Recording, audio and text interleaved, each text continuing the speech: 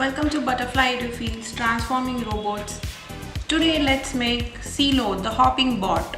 So for which we require the bun bot, which we already made, and we have to replace this bun card with the Sealo card from the pouch,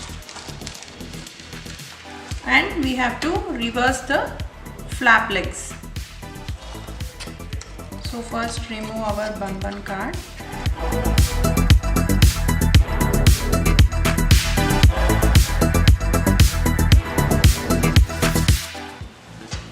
Now place our Sealo. Again fold to the creasings. Peel off the double-sided tape.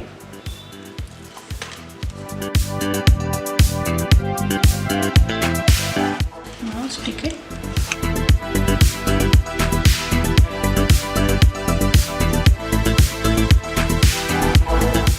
Here and bend our Sealo.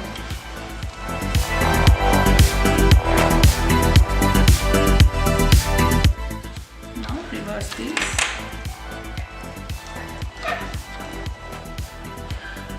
Flap legs.